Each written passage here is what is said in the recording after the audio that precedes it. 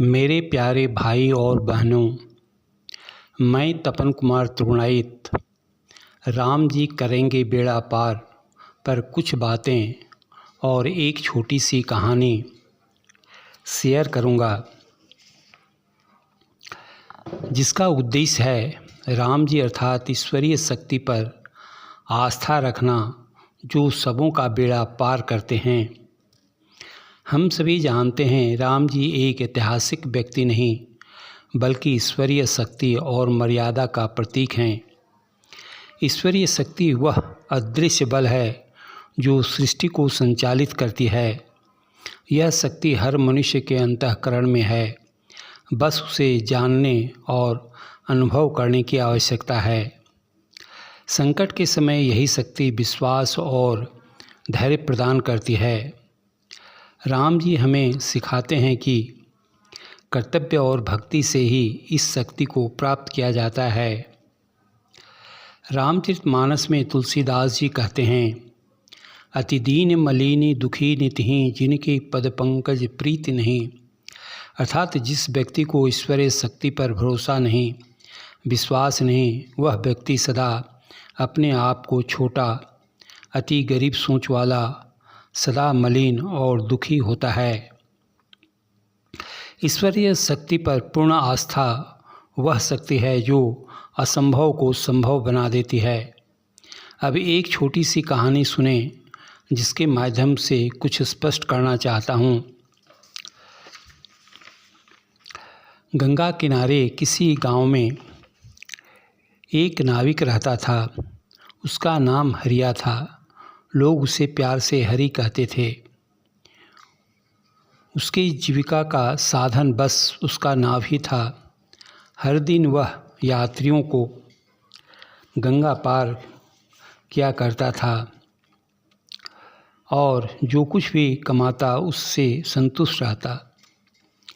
एक दिन गांव में भीषण बारिश हुई। गंगा का पानी उफान पर था। चारों ओर बाढ़ का डर फैल गया। लोग डरे थे। तभी गांव का एक व्यापारी ने हरि से कहा, हरि चाचा, मेरे गोदाम में माल रखा है। बारिश को देखते हुए आज माल को निकाल कर दूसरे जगह नहीं पहुंचाया तो सब बह जाएगा। क्या तुम नाव को लेकर गंगा पार चल सकोगे? हरि चाचा ने आसमान की ओर देखा, फिर शांत स्वर में बोले, बाबू डर क्यों, राम जी करेंगे बेड़ा पार। व्यापारी थोड़ा सोचते हुए कहा, पर चाचा पानी बहुत तेज है, अगर कुछ हो गया तो? हरि चाचा मुस्कुराते हुए कहे, जहाँ भरोसा है वहाँ डर नहीं होता। जो राम का नाम लेकर आगे बढ़ा उसका बेड़ा डूबता नहीं। हरि चाचा ने राम का नाम लिया और नाव को गंगा की धारा में उतार दिया।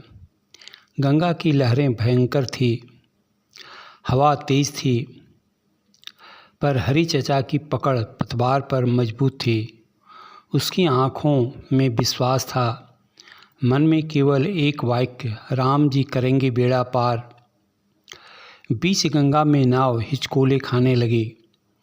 व्यापारी भयभीत होकर बोला, चाचा अब तो डूब गए।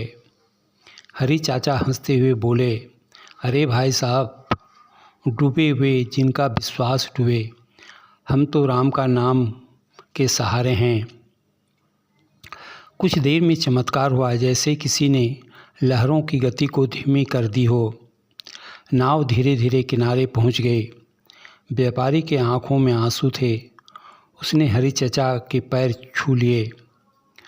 फिर व्यापारी ने कहा, आज समझ में आया, जब इंसान का भरोसा डगमगाता है तभी संकट बड़ा लगता है। हरि चाचा ने कहा, बाबूजी, जीवन भी इसी गंगा नदी के जैसा है, कभी शांत कभी उफान, पर अगर पतवार भरोसे की हो और दिशा विश्वास की तो कोई लहर बेड़ा नहीं डुबो सकती। याद रखो, राम जी करेंगे बेड़ा पार।